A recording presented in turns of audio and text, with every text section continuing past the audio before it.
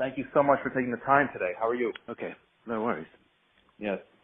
So I just want to congratulate you on your recent Emmy nomination. That's terrific.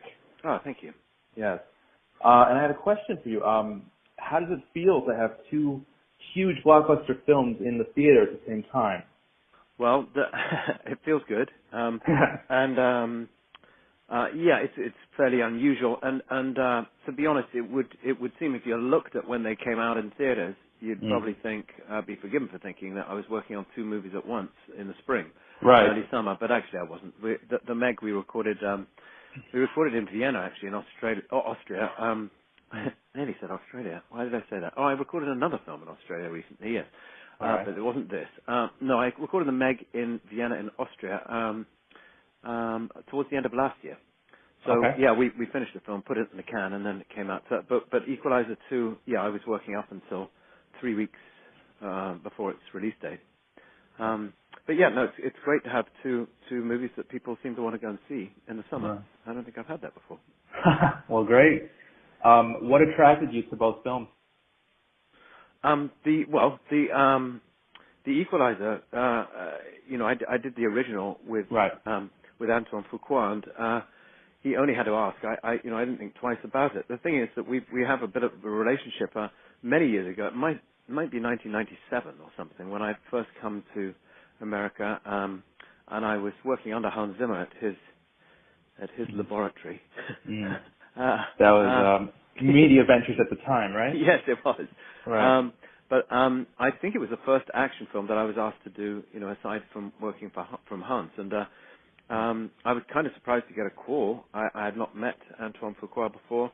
I didn't know his music videos because he hadn't directed a film until that point, nor had I scored an action movie. So we did this movie called The Replacement Killers, and we had a good time on it. It was both our first films, so perhaps it wasn't our best work yet. Hopefully there was somewhere to move, somewhere to go. But, and then all these years went by, a decade and a half has gone by, and also a decade, and and we kind of circled back to each other, and I was really surprised and pleased that he called me on The Equalizer, the original film, 4 or 5 years ago, and so it was a natural thing to want to develop the themes and to carry on the Denzel story. Right. I seem to have done a lot of films with Denzel.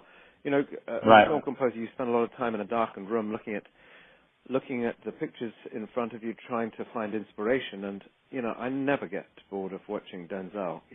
I can't think of another Hollywood star that just convinces me right out of the gate. I never sit there thinking, really. Never. No. All the way back to I don't know. I've done several films with him. A lot with Tony Scott actually. At the helm.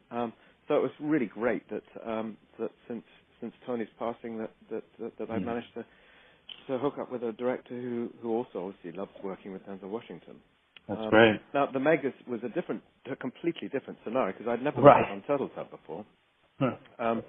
And the film at that point was called Meg, and I couldn't help thinking of Meg Ryan. I thought, do I want to be doing a biopic on Meg Ryan? Well, no. I thought, do I want to be doing a romantic comedy? And yeah, my agent sent me this script. I was like, what? Okay, well, I've never done anything like this. Right. So you ask what attracts one to a project, and quite honestly, for me, variety is certainly the spice of life, and it's something that I look for and hope for. I don't want to give the impression that I just sit around and pick and choose my movies.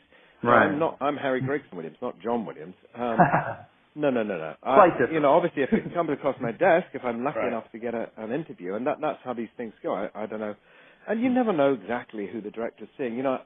Ben Affleck, I've done his film since his first film, really, Gone Baby Gone, and he constantly reminds me that he wanted Thomas Newman to score not only Gone Baby Gone, but The Town and every film since then. But it's only half in jest, I'm sure. I mean, I think if I were directing a film, I'd want Tom Newman to do it myself. But so I don't know who else John met for the Meg. Right. Maybe he met a bunch of bozos and then decided that I was probably the least evil of the lot, but or maybe he went for someone right shining from the A team and couldn't get them. I don't know. But when we met, we had a lovely meeting, and he said his first thing he said to me is, "Look, Harry, don't worry about it. You might have part of your name as Williams, and my last name is definitely not Spielberg. So we're not going to try and make that. We'll try and make the second best shark movie ever made." And I liked his attitude. Was really, he knew what he was making, and I was a bit disappointed when I think some people who reviewed them or saw the movie missed the point. I mean, it is what it is, and John never tried to make it anything else, and we tried to make it the best it possibly could be for what it is, and hopefully it's just really great summer entertainment. I was certainly pleasantly surprised. I thought it was just a cheesy action horror film. Yeah, well, there you go, and but it was more than that. We spent months and months working on a film without a bloody shark in it, because the visual effects come in very late, right? And there was a kind of swoosh of water, and then John would say, "Well, what are you doing musically, man?" And I'm like, "Well, what do you mean? There's a wave. What do you want me? What do you want from me?" He's like, "Man, the megalodon just went by." I'm like, "Oh, well, thanks for telling me." Yeah, so it was that's a slight exaggeration, but we were yeah, excuse the pun, we were fishing for it a little bit. I mean, we really were. But when the effects started coming in, the visual effects came in quite late, and we knew what we were up against. We knew it was going to be humongous, and it needed to be, the first real time you see the megalodon, instead of going all dark and dangerous, I chose to portray kind of magesty with the music as it actually swims over the top of Cian's submersible. Because she's looking at it, and not with so much horror, but like, what the hell is that? So there were lots of ways to go, and obviously there are a few shockers in that, and I wanted to underline that with musically. But no, it was great fun from beginning to end, and I'm pleased that people seem to have seen it and taken from it what you're supposed to, which is a bunch of enjoyment. Yeah. But, when you've got Jason Statham on board, it's difficult to take everything seriously, because there's something intrinsically humorous about the way he kind of goes through his paces. I hear he was a very, very good swimmer and diver. Oh, yeah? I mean, I think Olympic. I mean, oh, really? I think he, or possibly, some national team he was in as a young. Okay. But so he obviously he looks very comfortable in the water. Right. Now, I'm curious, how did you get involved originally? Let's backtrack a little. How did you get involved with Hans Zimmer? Well, it was a chance meeting, actually. I'd spent a lot of time teaching music and sports, which are basically the only two things I'm good at. All right. And have been since I was a little boy. But and at that time, I'd finished. I'd been teaching in Egypt and in various countries around the world, and I'd come back to London. I was working in a recording studio, and I was getting interested in this sort of thing, music for visuals. I wasn't so much composing as making the tea for people. But I had a lowly position in a really funky recording studio in London, and one day the manager of the studio said, "Look, Harry, go into Studio B and take everything out." So I said, "What?" I mean, normally when you had a booking for the studio, you weren't taking things out. So I said, what do you mean, the chairs and the table? No, the mixing desk, the speakers, everything. Just empty it and put it all in a back room. So I said, well, okay. Who's coming? What's this? He said, oh, the guy who's coming, he's got all his own gear. He doesn't want any of our gear. Oh, wow. Normally a booking might be for a day or two, or possibly a week if it was a long project. But this booking was going to be for 4 months. So I couldn't think who the hell this bloke would be. Anyhow, I emptied the room, and lo and behold, some quite wild tech arrived ahead of Hans, his technical guy, with all this gear that had been freighted over from Los Angeles, and plumbed it all in. And then Herr Zimmer arrived, and I don't know, we became fast friends, and really hit it off with him. And because I was kind of an assistant at the studio, I would stay all day, all night, and just perched in his room. And, gradually he asked me to start being useful. He realized that I'd had a musical education all my life, and I was on the brink of seeing what I could do with composition. I hadn't done anything in particular up to that point. But he was doing a project called Crimson Tide, which involved a lot of choral work, and I think he was quite nervous about it because he hadn't tried to insert kind of these Russian voices into a score before. And I had some experience with choral music and in my past, and he realized that, and he asked me if I'd help him wedge this choral element into the score, and I couldn't believe how much fun we were having, and anyhow after those months were up, he left and came back to Los Angeles, and I realized an opportunity had slipped through my fingers, and I felt pretty sad about it. And then one day the phone rang, and the studio manager said, "Harry, it's Hans Zimmer for you." So I'm like, "Really? Wow." Me? And Hans was on the phone. I said, "Well, what the hell did he forget?" Thinking he'd forgotten a MIDI lead or something. Right. He said, "I forgot you.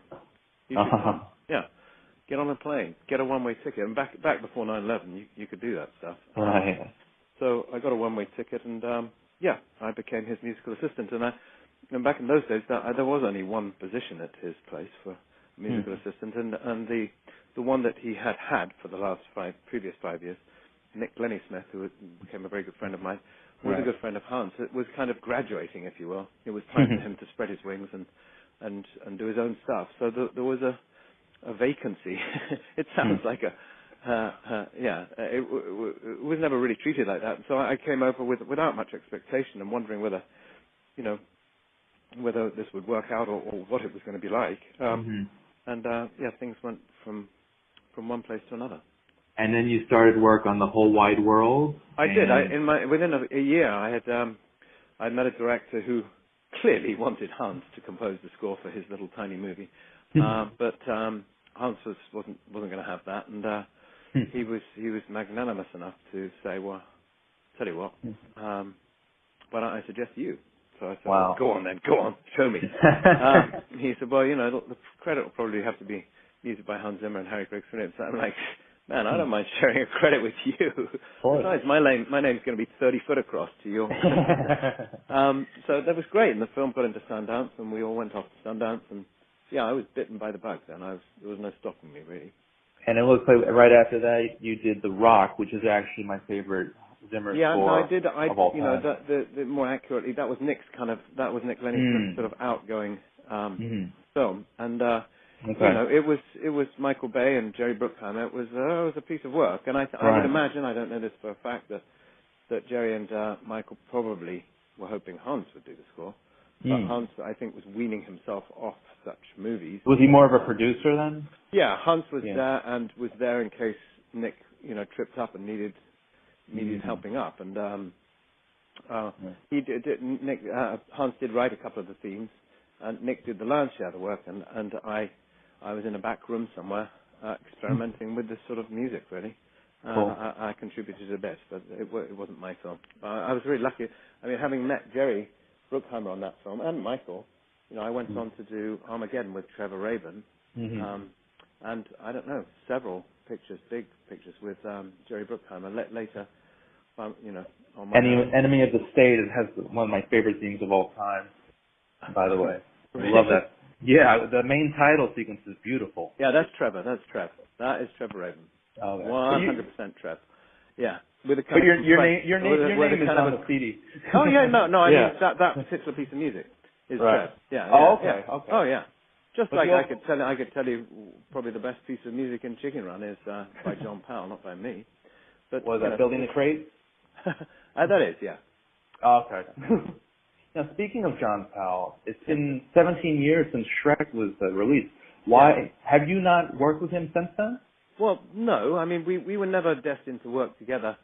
Because you worked so brilliantly together. Well, we did, and it was kind of a baptism of fire because we weren't, we as I told you, in 1995 I arrived as Hans's lowly assistant, and a couple of years later, I guess John showed up and showed promise, and I suppose the story was that Jeffrey Katzenberg came to Hans, who was obviously his main music guy, had been, for The Lion King, and when they Prince of Egypt, it was going to be all Hans. And he came to him with ants, and I think Hans was either busy or saw an opportunity to get us going, and I think he suggested to Jeffrey. Both John and I had assisted on Jeffrey's previous film, which Hans had scored, which was called The Prince of Egypt. And so Jeffrey knew our faces, and I think he was prepared to trust us on the condition that Hans was looking over our shoulders, again, in case things went wrong, which they did, a lot. But, we were pretty raw, both of us. So we weren't, we didn't show up in America, although we're both English, and we both kind of moved out here. But we moved out here at different times with different circumstances. And John, I don't think John certainly didn't come out here to write music with another person. And nor did I. I didn't really have a plan anyhow, but we were delighted to be offered Ants and not screw it up too much, so we got Chicken Run, and after that, the first Shrek. And I think after that, it had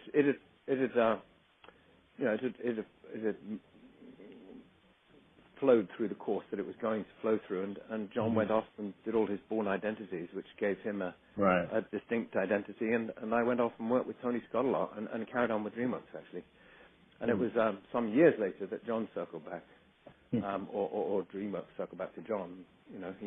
He did his Dragon stuff, which is great, which is awesome. But I've always had a high respect for him.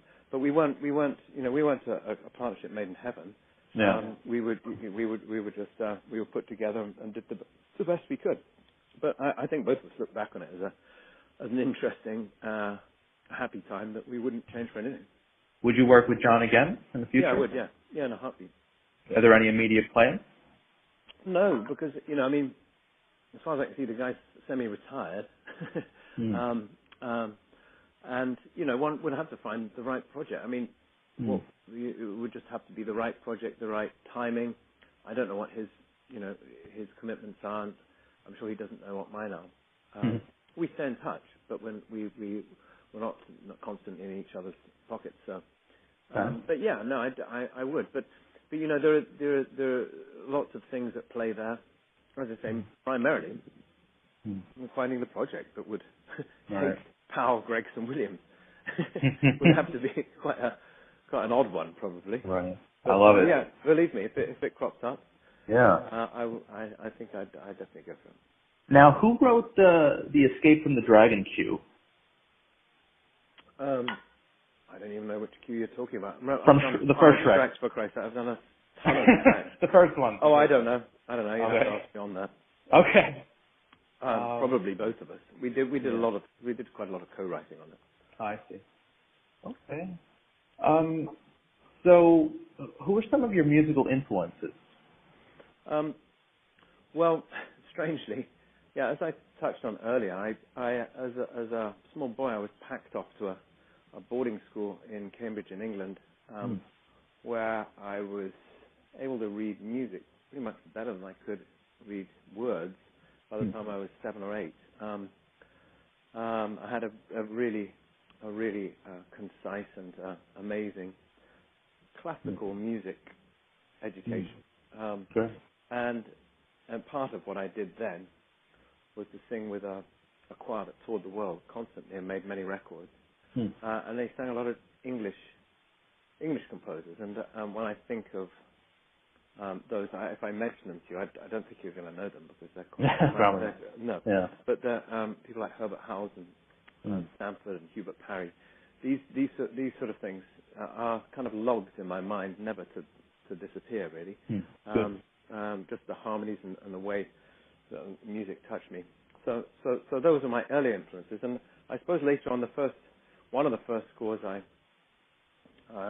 loved was Thomas Newman's Shawshank Redemption. I didn't realize that there could be such pretty piano music in a movie. I thought that was kind of the reserve of a classical composer, a proper composer, not a film composer. And that was quite remarkable to me. But obviously Ennio Morricone, some of the music that he's written in his lifetime, I find astonishing. And it's very humbling because, wow. Yeah. Well, speaking of which, it's been my pleasure. Well, it's been my terror sometimes to have to tread in the shoes of a Jerry Goldsmith. I did the remake of Total Recall. I did there's a seminal score for the original Right. The original. Very electronic and pounding. Taking Pelham 1, 2, 3 is another one. That's not easy, and I know which. I know there's still much to learn. Well, that's great. Harry, I want to thank you so much for your time today. Oh, no worries. This interview will be broadcast on my internet radio talk show, Under the Radar. And thank you. And I will send you the link once that goes live. Also, our studio is in Long Island, New York. If you're ever in town, we'd love to have you swing by. I've never been there. Oh, Is that the place where... Now, hold on. You know that... Did you see the last Woody Allen movie? No, Cafe Society? Yes. No, I didn't see it. Is it Cafe Society? No, I don't mean that. Maybe The Great Gatsby? No. The whole thing was set in Long Island, I think. Is there like a fair there, and it's kind of a boardwalk and? No. Oh, I know what you're thinking of, the Kate Winslet movie. Yes. Wonder Wheel. Yeah, I no, that's actually Coney Island in Brooklyn. Oh, okay. Wrong bit. Okay, yeah, but I like where your head's at. All right, thanks a lot, Mandy. Yeah, and you know what? Tell John if he ever wants to do an interview, I'd love to interview him as well. I'm sure. Okay. All right. Thanks so much, Harry. Bye-bye. Bye.